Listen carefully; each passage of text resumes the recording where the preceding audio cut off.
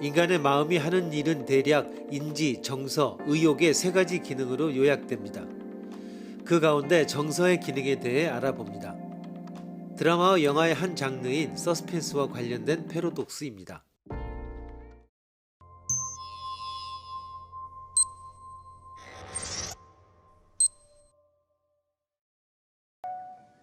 서스펜스 드라마를 본다. 서스펜스 소설을 읽는다. 서스펜스란 문자 그대로의 뜻으로 공중에 매달림으로 지금부터 어떻게 전개되는지, 궁지에서 벗어날 수 있는지, 범인은 누구인가, 어느 쪽이 이길까, 왜 이런 일이 일어났는가, 둘은 다시 만날 수 있을까 등 스토리가 예견되지 않는 불안이 쾌감의 근원이다. 그렇지만 예견되지 않는 스릴의 묘미가 있다고 하지만 두 번째로 보거나 읽는 경우는 어떨까?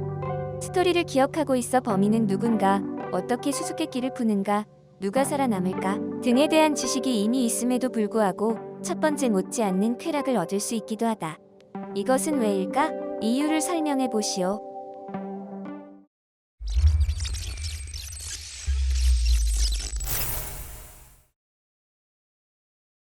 자기 기만의 패러독스에서 얻은 대답의 대부분을 전용할 수 있습니다.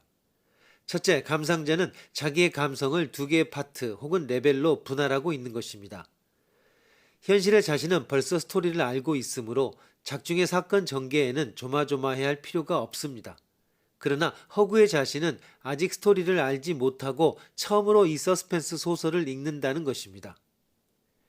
이 허구의 자신 부분을 만족시키기 위해서 몇 번이라도 서스펜스 작품을 맛볼 수가 있습니다. 말하자면 그때그때 조마조마한 허구의 마음을 만들어내는 것입니다. 둘째, 두 번째 이유의 서스펜스 작품의 쾌락이라고 하는 것은 착각에 지나지 않는다라는 설명도 당연히 있을 수 있습니다. 사실은 즐겁지 않을 테지만 즐겁고자 하는 욕구를 진정한 쾌락인 것처럼 자기 기만하고 있다라고 하는 것입니다. 셋째, 두 번째 이후의 서스펜스 작품의 쾌락이라고 하는 것은 스토리의 몇 가지를 잊고 있었기 때문에 가능해진다라는 것입니다. 넷째, 이는 좀 더 적극적인 설명으로 두 번째 이후의 서스펜스 작품을 맛보는 것은 스토리보다 주로 디테일을 감상하기 때문이라는 것입니다. 디테일이란 소설이라면 문체나 복선을 까는 방법이라고 하는 기교상의 텍스처, 등장인물의 세심한 심리 등이고 영화라면 인물의 미묘한 표정이나 색채, 소리, 음악 등입니다. 스토리를 쫓는데 정신을 빼앗기지 않는 만큼 두 번째 이후의 감상은 디테일을 선명하게 파악할 수가 있습니다. 논리적 흥미에 이끌린 첫 번째에 비해 두 번째 이유는 예술적 흥미에 이끌리는 것이라고 말할 수 있을 것입니다. 다섯 번째, 첫 번째 감상 시에 느낀 자신의 반응을 확인하고 반성한다고 하는 자기 관찰적, 자기 분석적인 요인이 두 번째에는 작용하여 그것이 흥취를 내게 하는 것이 틀림없습니다. 이것은 제1의 설명으로 본 두 개의 자기 사이의 객관화 관계입니다. 조마조마해 하고 있는 허구의 자신을 현실의 자신이 관찰한다고 하는 구조가 될 것입니다.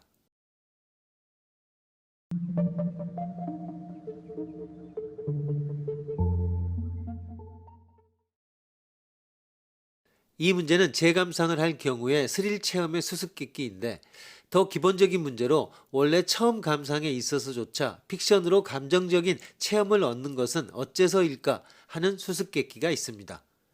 허구에 지나지 않은 소설이나 영화에 대해 우리들이 조마조마해 하거나 눈물을 흘리거나 놀라거나 하는 것은 왜일까? 대표적인 예로서 공포영화나 공포소설을 생각해 봅시다. 안 보이는 괴물에게 습격당해 주요 인물이 차례차례로 죽어갑니다. 무섭다. 그러나 현실에 일어난 일이 아니라는 것을 당신은 알고 있습니다. 그런데 스토리를 쫓을 때마다 왜 당신의 손에는 땀이 나고 맥박은 빨라지며 등골에 전율이 흐르고 기분이 고양되는 것일까? 적어도 세 가지의 설명을 생각해 봅시다. 우선 현실의 자신과 허구 속의 자신 사이에 감상자의 마음은 분열되어 있다라고 하는 설명을 할 수 있습니다. 두 번째로 픽션의 감정이라고 하는 것은 착각에 지나지 않는다라고 하는 설명도 있을 수 있습니다. 제3의 설명으로는 픽션 속의 사건은 현실은 아니라고 해도 픽션 작품의 존재 그 자체는 현실이다라고 하는 것입니다. 또 다른 설명이 있을 수도 있습니다.